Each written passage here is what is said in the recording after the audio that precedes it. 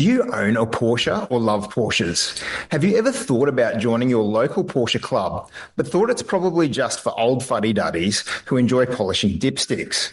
Well, today we are joined by the president of the Porsche Club of Queensland, which is celebrating its 50th anniversary. And we were going to find out what really happens at Porsche Club events and what the club has to offer. We're also going to reveal a very special project car El Presidente is working on. Welcome to the podcast, Kevin Bettelago. Good morning, Stuart. How are you? Very well, thank you. So, Kevin, let's go back to the beginning. Can you tell us what led you to join the Porsche Club and what car did you join with? Okay, I was back in 2012. I was closing in on a very ugly age, and I decided if I didn't buy a Porsche now, I never would. I did buy it, and then this is going to sound really crazy and really irresponsible, but my reason for joining the Porsche Club was speeding tickets. And I knew that there was irresponsible to be. I wasn't going super fast, but still speeding ticket. But I knew the Porsche was a car that just wanted to run, and at that time, the most logical way was to track it, and the Porsche Club certainly is a great opportunity to do that. And so I joined the club and proceeded to track it. And the first car was, and I'd only just bought it, was a 997.2 Carrera S. Great car. Right. So you were having a midlife crisis and I was 100%. You were 911. And what was your experience like joining the club? Like, how did you find it when you first joined? Look, I've got to be honest with you. It wasn't great because everyone that was in it was already entrenched in it. And so you come in and it's sort of like you're the new boy on the block and you don't know what to do. You don't know where to go, particularly in the motorsport side. And we've very much changed that since then, where now there's a lot more engagement, a lot more, can we help you? Do you know the gear you need to need? When I joined, I didn't know what I needed. I didn't know where to go. I didn't know what type of helmet I had to get, all that sort of stuff. So now it's very, very different. Now we probably go the opposite way. We probably get too much in people's, trying to help them. One of the things we now do for members wanting to get into motorsport, we have a thing called Entree Class, which is an opportunity for people, as the name would suggest, a taste of motorsport, and we assign them a mentor so that they can prep their car, prep themselves, and go to the track. Because my first experience was horrendous. Lakeside, of all places, and as great a track it is, and you and I both feel the same about Lakeside, and we'll leave that alone. The first time I went there, didn't know where to go, didn't know where to park. You drive in, you're bumbling around. I was very, very fortunate to meet a club member who helped me out and said, "Oh no, just park here, and we'll head up to drivers' briefing together and everything else." We went through drivers' briefing, got to the end of it, and old Doug Chappell, who was the clerk of the course back in those days, said, "Anyone who hasn't been on the track before, just could you please stay behind?" And there was about 4 of us, I think, and we stayed behind. And next thing you know, he's laying out these A4 photos, laminated prints from a computer of wrecks, about 10 of them. And he says to all of us, he says, "You know what all these guys have got in common? First time at Lakeside." And I went, "Oh, this is ridiculous. What am I doing? This is crazy." And I thought, I got to get out of here. I'm not doing this. This is just dumb. Anyway, I was very, very lucky that Steve Goodson, a long-time club member, said to me, "Look, Kevin, just go out there like you're driving on a country road. Just have a bit of fun and don't go too fast, right?" And anyway, so go out last and do that. And I went out. Sure enough, that's what I did. I came back in. He said, "What was that like?" I said, "I'm pretty sure I'm supposed to use brakes." That's how slow I was going. And the rest, as they say, is history. So now it's very much about, we want people that are embarking down the motorsport path. And I hope we get to talk about this, but Porsche Club is more than just motorsport, right? We do a whole lot of other stuff. But on the motorsport side, we want to make sure that people are in the right space, the right frame of mind, right sort of training and experience that's necessary to do it. And because at the end of the day, no one wants to see people's cars get damaged, right? Yeah, so all in all, my experience wasn't great, but it's way better now. Yes, and I actually would like to tip my hat to you on that, because I'm a member of the Porsche Club of Queensland as well. And during my time, I've seen you introduce Entree Class, which I think is such a great initiative because going on track for the first time really is very daunting. And especially when you're on track with very experienced people who are going potentially quite quickly.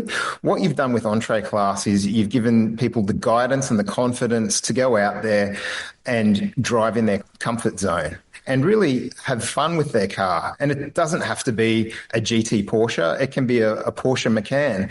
You can't drive your Porsche Macan quickly on the road. You can't drive quickly on the road in any car anymore. So having that class that removes all the pressure and all the expectation and to just go out and have fun in your Porsche is such a great initiative. And I think that's one of the very best things the Porsche Club has done. I've got to be honest with you, Stuart. We stole it from Victoria, and when we went down there in 2018 and saw it in action, and we very much embraced and said that we've got to be doing this, and we've continued it. And then it also brings people into that community so that they feel as though they want the motorsport community I'm talking about and want to be a part of it. Because as you said, you use the word daunting, and there's no better word than that. It really is. And let's be honest, whether you've got a new Porsche or an old Porsche, they're all very expensive now, and no one wants to damage them. And we all know that, you're not covered by insurance when you're out there. So it's very important that we don't have any incidents. I might add, we haven't had car-to-car contact in the Porsche Club since 2012, and I'm pretty keen to keep that record going. Oh, yeah, touch wood. Let's keep that going. Wood. Absolutely. Yeah. Absolutely. We know that we've had a couple of individuals have incidents. Present company included, both of us. But we did it all on our own, right? That's all right. Yeah. Yes. And one thing I've also noticed with Entree Class, which I think is fantastic, is the number of females who actually take that opportunity to bring their car out on track. And are you seeing a greater uptake and more interest from female members in heading out to the track? Absolutely. In fact, I would go so far as to say every single female that we've got competing, say from 2018, all started at Entree Class. Every one of them. I can't think of one that went straight into sprinting. They all started there. And this Thursday, we've got a lady who bought her first Porsche last year, joined the club, very excited about owning a new 992 GTS. And she's coming out on tomorrow, Thursday. She's had a mentor assigned to her. She's very, very excited. We have club helmets and stuff like that, but she's already gone off and grabbed all the gear she needs. Very, very excited. So yes, we are absolutely seeing, and we very much want to go in that direction. We want to very much get away from that crusty old men impression that people get of the Porsche Club. Yeah. That is great to hear. As the father of a young girl, I love to hear this. And there's absolutely no reason why females can't be every bit as competitive as males out on the track. So it's really good to see the club moving in that direction and supporting everybody who wants to get out on track, even if they drive an EV.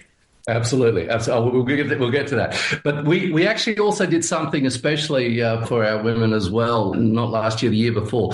Madeline Stewart, an accomplished Carrera Cup driver, currently in the US, she came out and did passenger rides in my Cup car for women only. And it was to give them the experience of also going quick, because she's an amazing driver. Also to prove to the women that, anybody can do this. It is a sport for absolutely everyone, and everyone can compete equally without any trouble at all. Agreed.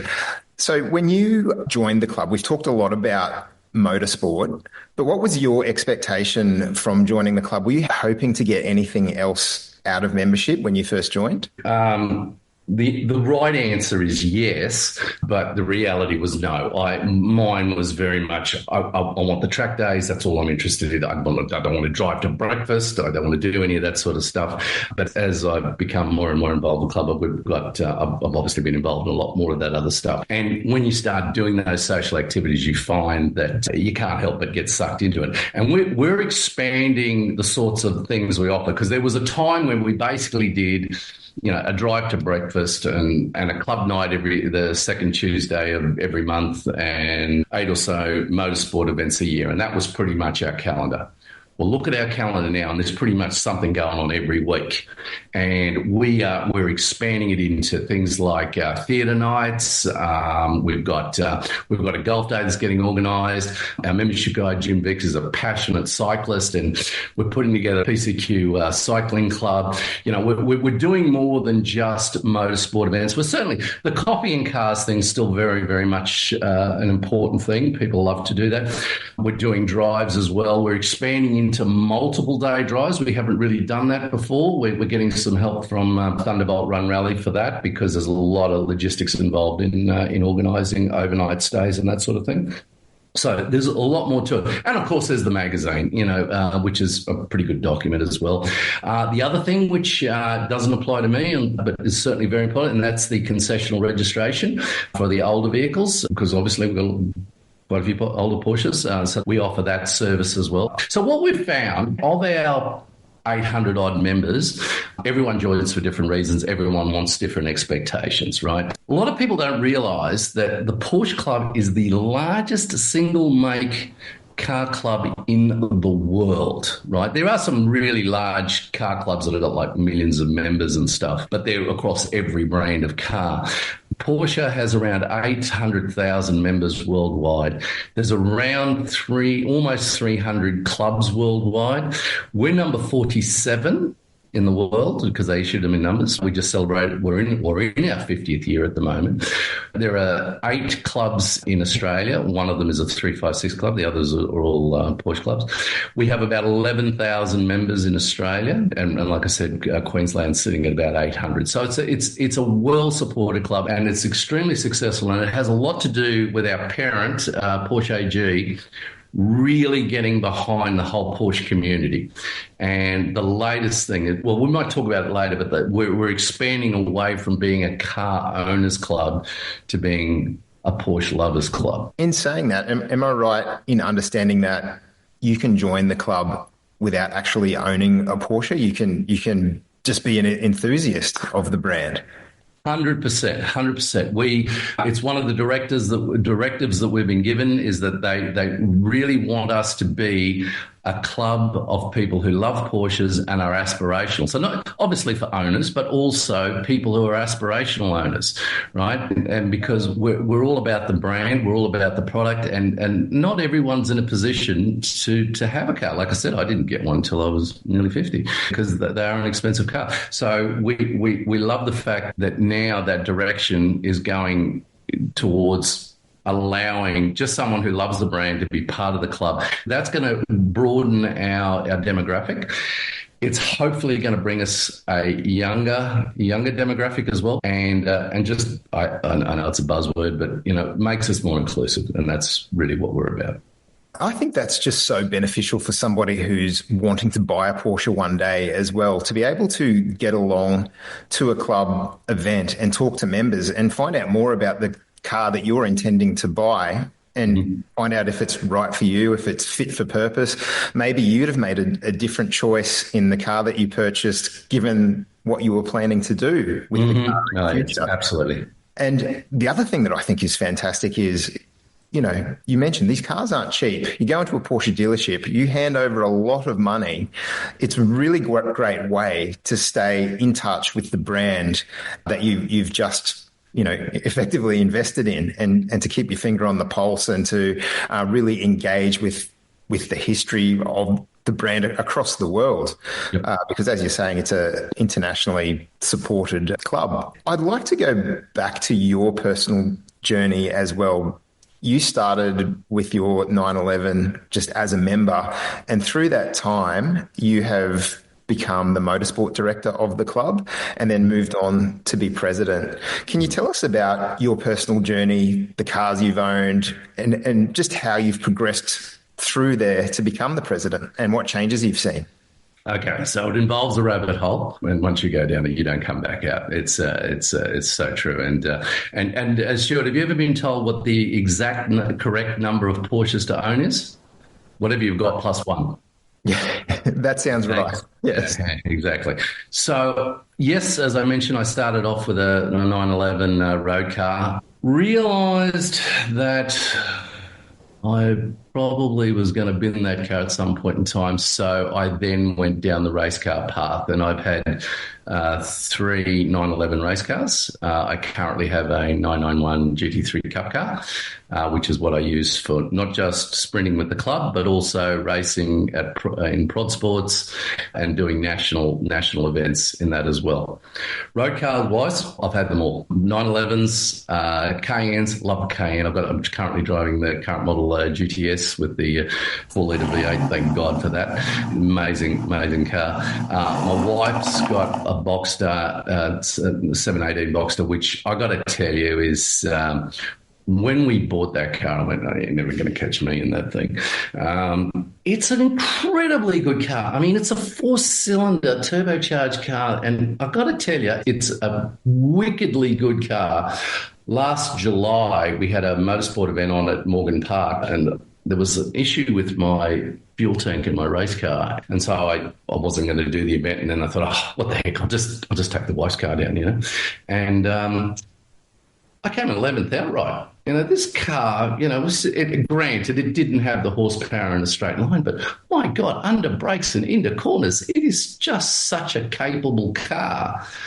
For you know, well under $200,000. It's I cannot recommend the 718, either Boxster or Cayman, enough. I think that bang for buck, they're an amazing car, and they've been great. And of course, there's been a couple of others along the way as well. As I said, put it this way: since my first 911 road car, I've never not had one in the garage. So I don't have one as good as the one that's in the background of yours, but I did have a Carrera S in the 991 as well. So, yeah. You went on to become motorsport director. What led to that? The current director at the time, who'd done a great job, was vacating. You know, there'd been a few problems with the events. In fact, there was a cancelled event, which I was really quite annoyed about. I've had a history of being involved in committees and what have you, and so I thought, you know what, I don't know anything about it, but I'm going to give it a crack, and I did it for 8 years. So I don't mind admitting that without the assistance of Bill Black, who life member, who was a former motorsport director, he absolutely helped me through the process. And I really enjoyed my time. Look, if the opportunity to president hadn't come up, I'd probably still be there. Look, I'd like to thank you for your service as motorsport director. Those Porsche Club events that I've attended at the track are some of the best organised that I have attended, from entering the car, knowing what's required at the track. And it's allowed me to attend some bucket list tracks as well, where I got to go to the Bend Motorsport Park in South Australia to race over the Easter weekend, and the Porsche Club organised everything, transport to get the car down there. And it was just such a good weekend, and one of the best weekends of my life. And I'm looking forward to doing, you know, Bathurst one day, Sydney Motorsport Park one day, Phillip Island. And it's just good to know that the Porsche Club of Queensland will provide me with these opportunities to do those tracks in the future. We've pretty much decided we're going to do at least 2 interstates a year. So we got the Bend again this year, and we're looking at Phillip Island in September. There will be the Bathurst Challenge possibly, but that will be conditional upon Porsche Club New South Wales actually taking a category. We're not all keen on sending our members down for the free-for-all. We want it to be a dedicated Porsche group, because people are concerned about their vehicles as well. It's always just so well organised that you're confident that nobody else is going to cause damage to your car. It's basically up to you to... Okay, I'm looking for a piece of wood now. Look, motorsport as motorsport is dangerous, and you accept those risks when you head out there. But I do think that the Porsche Club does a great job of minimising and mitigating the chance of anything bad happening. So some of the things that we do is because you don't have the luxury of being on the track by yourself, we have to send you out with other people. What we do is we try to pair cars and people together, so that you're not sending a GT3 out with a entry level, you know, Cayman, because the speed differences will be too great. So we try to get that parity, for want of a term, of performance and driver so that everyone's basically circulating the same time. So you take somewhere like QR that's 3.1 kilometres, you send out 12, 13 cars. If you can't space out in 3.1 kilometres, there's something wrong, isn't there?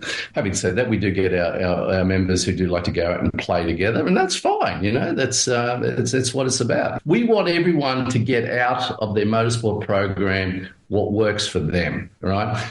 But let's be clear, we're not racing. Having said that, Porsche Club has had a couple of race meetings. We're the only club in all of Australia that's had race meetings, and they've been a lot of fun. We've had a couple of the Carrera Cup and Sprint Challenge guys come and play with us, and it's been absolutely fantastic. All right, so you've mentioned the guys there. Hopefully, in your tenure as president, you'll be saying some guys and girls out there playing with you.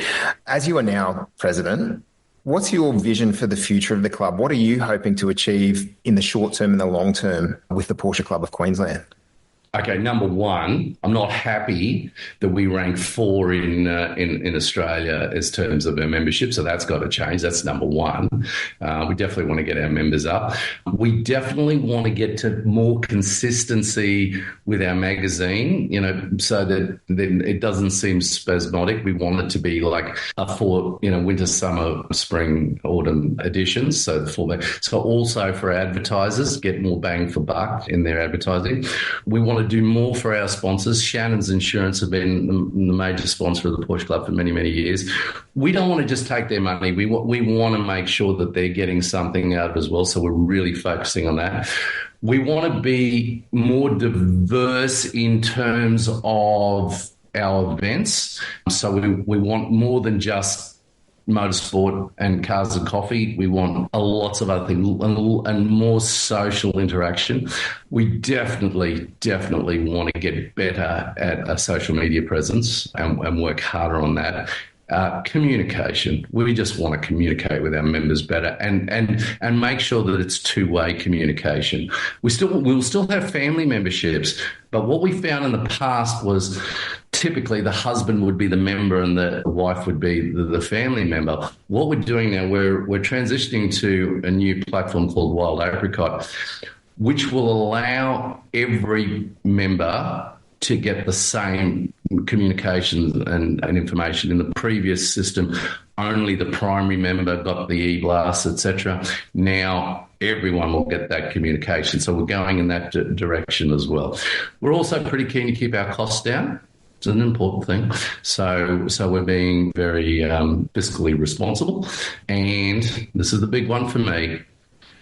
We want to support charities a lot more than we have. So it's definitely, we've got 2 charities on at the moment. We'll be looking to review that regularly and possibly increasing it. So I've given myself a pretty big hit list there, haven't I? And some other special stuff as well. I've just put together a committee to put together a book for our first 50 years of the Porsche Club. So we're excited about producing our first publication as well. So yes, yeah, they're going to regret ever having elected me because I'm just going to want to do so much. That does sound exciting. When can we expect the book?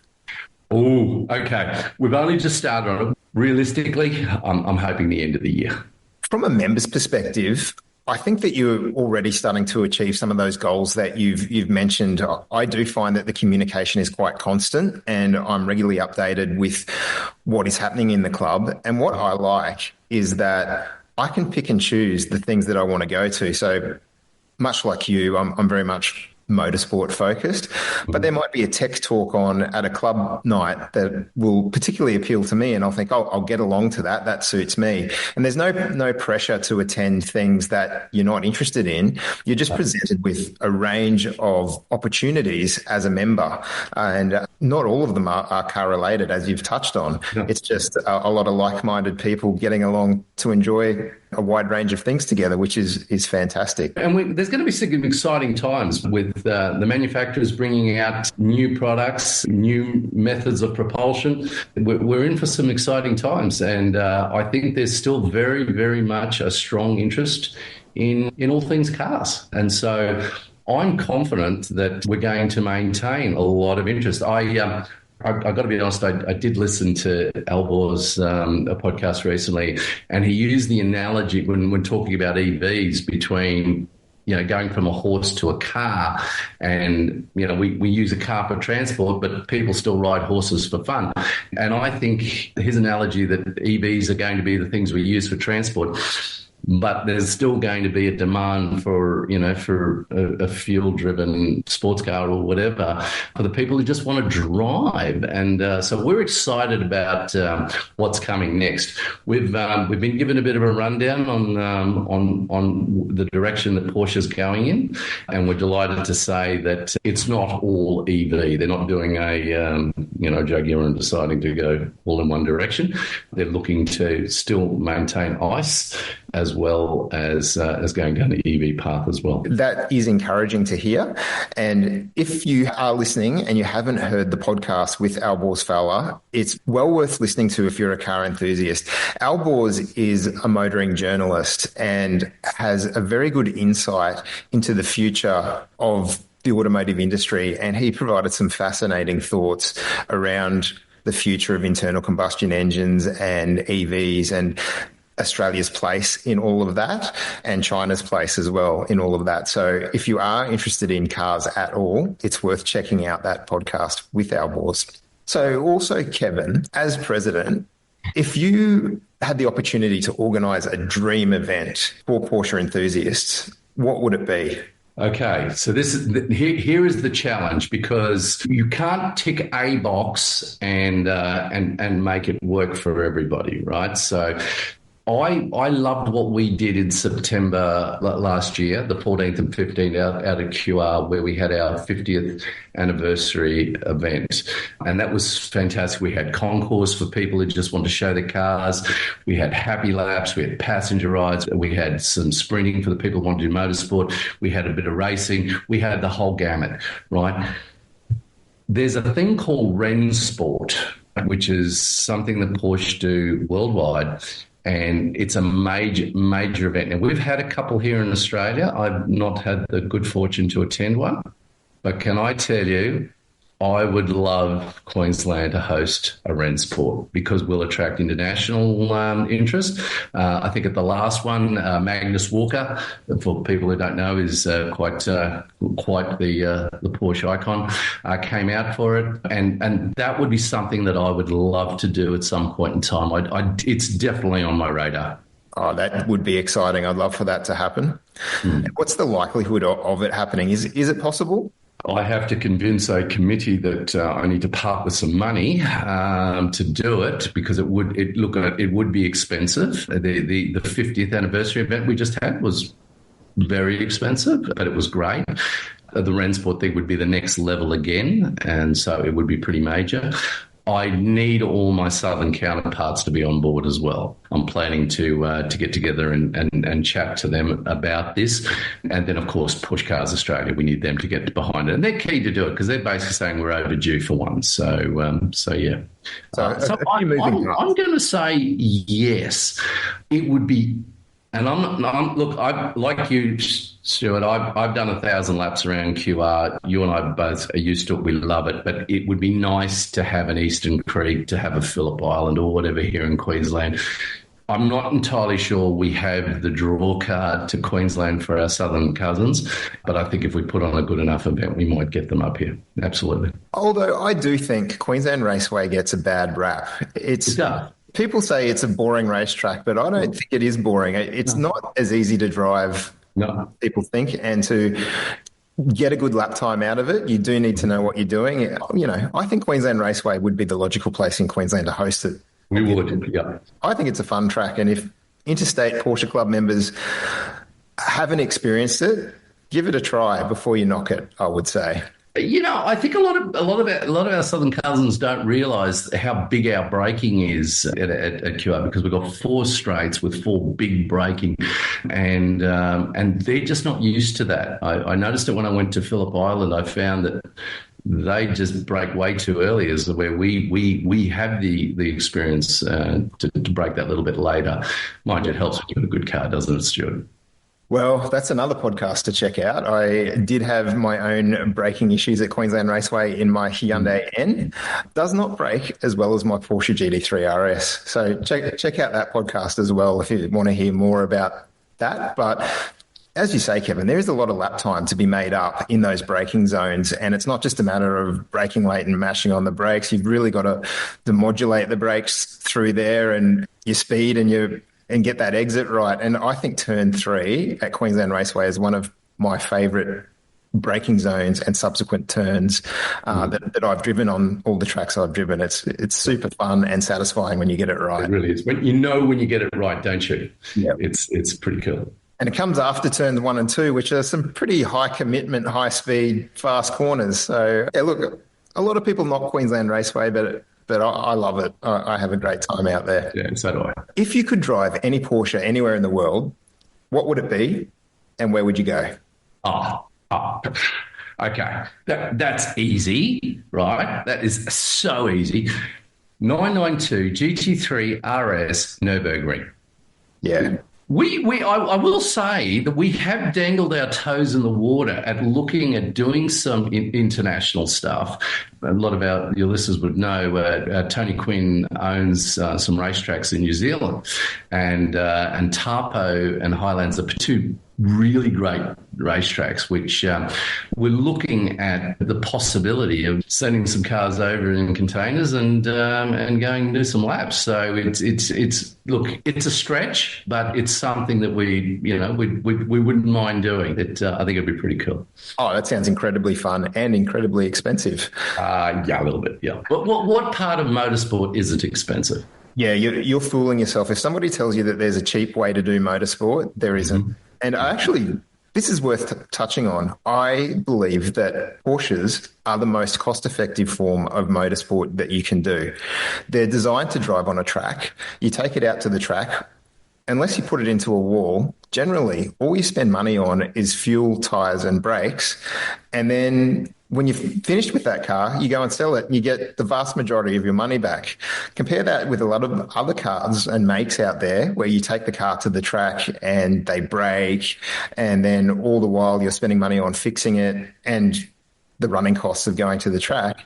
It's depreciated a massive amount as well, whereas Porsches don't do that. So if you can keep the car out of the wall, it's a very cost-effective way of getting out on track. Absolutely. If I could just segue into Prodsports Racing for a second. Now, Prodsports is not just Porsches; it's any two-door production sports car, right? Of which the Porsches, particularly the GT3 Cups, are probably one of the more popular cars. And just while we talk about the Porsche GT3 Cup, they've been made since 1999.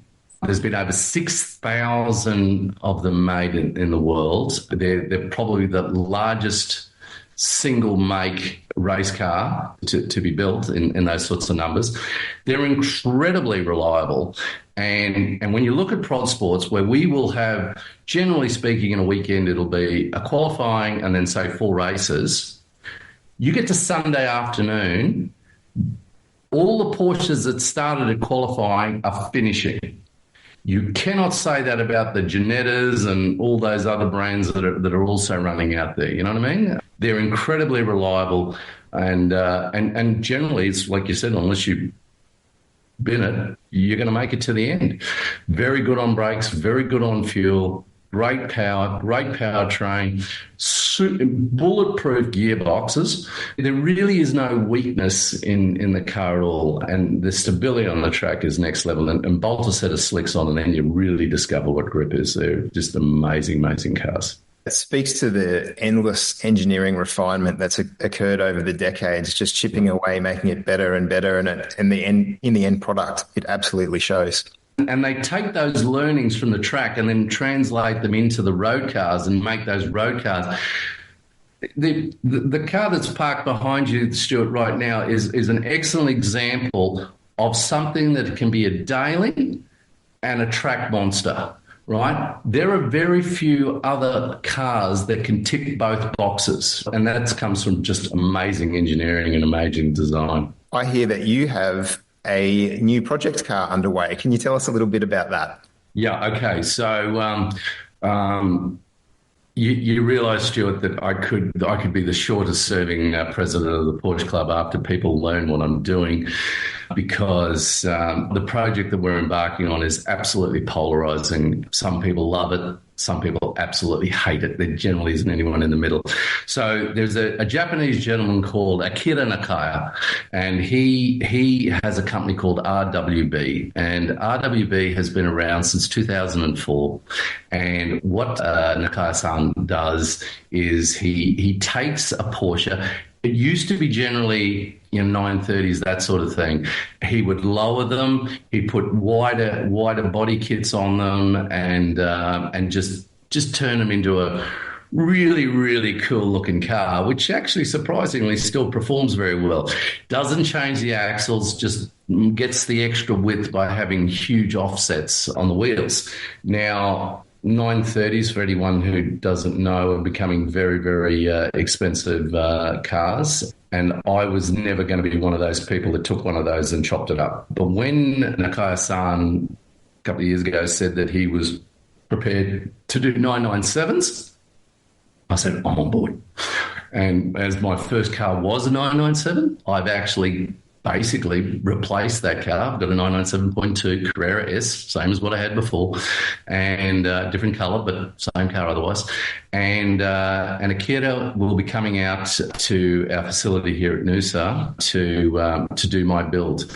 And I, when that comes up, I will be putting it on socials, letting people know. So my car will be number 19 in Australia. It'll be around number 382 worldwide. So that's how many he's done. And I'll tell everyone now, because Akira names all his cars. My car has already had its name assigned. It will be Senshi, and Senshi is the Japanese word for warrior. Pretty excited about it. So, like I said, it's chopping up Porsches is something that is a bit polarising. There's going to be people that will tell you that that's an abomination and I should be burnt at a stake. Pretty cool. He doesn't just chop them up. He does it all by hand. Does. Like, measuring, doesn't he, pretty much? He just is an artist. He is, and that's what it's about. And look, RWB stands for Ralph Weltbetrieb, and that basically in German means rough world concept. And the fact that he, chops into the wheel arches with an air saw is that whole rough world thing. He puts it all together and corks it and things. It is a little bit, rough, but that's what it's about. And you mentioned the word art. It is absolutely 100% art. Everything about the process is very much an artistic experience. I'm really quite excited about it, to be honest. And how are you going to use the car once it's completed? Okay. It's going to be a turbo drive a bit. It's definitely going to be a coffees and cars kind of car. That's really going to be the plan for it. But yeah, no, I'm quite excited about it. It's going to be pretty cool. Yeah, I'll definitely be along to have a look at the process. It's not for me. I would never let some chain smoking bloke take an air saw to my car, but I'm hearing you. That's what he does with your car, Kevin, and the finished product. It won't hurt if it's someone else's car, right? Yeah, that's right. But I will be interested to see the finished product, and they're certainly unique and unmistakable. An RWB when you see one. So, yeah, very exciting. So if I own a Porsche or I'm interested in Porsches and I want to join or find out more about joining the Porsche Club of Queensland, what do I do? Right now, if someone wanted to go to, Porsche Club QLD.com.au, they'd be able to get straight into the website, right?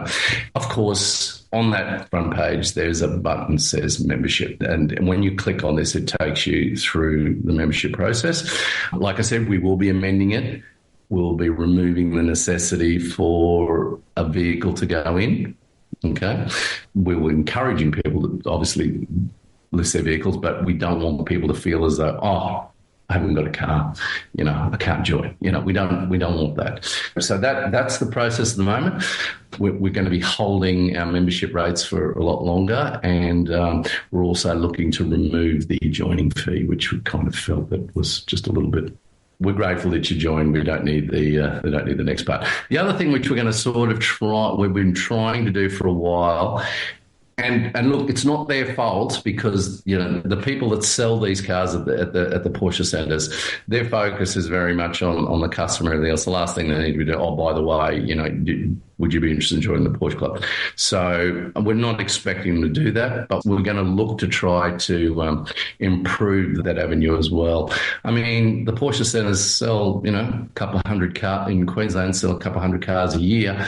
That's an opportunity for a couple of hundred members. Some of them already members, obviously, because one thing about Porsches is most people will buy more than one. So once they've had one, they're pretty inclined to buy another one, particularly if they love the experience and have had a good experience, which the cars are getting more and more reliable and certainly, and they give you a pretty good bang for buck. Right at the moment, my sweet spot, I believe, you cannot, there's no other car that beats it, is a GT4 RS. It is bang for buck. It is the best car in the world. There's interestingly, recently they took a Carrera GT. Now, for anyone who doesn't know, that's a holy grail supercar, right?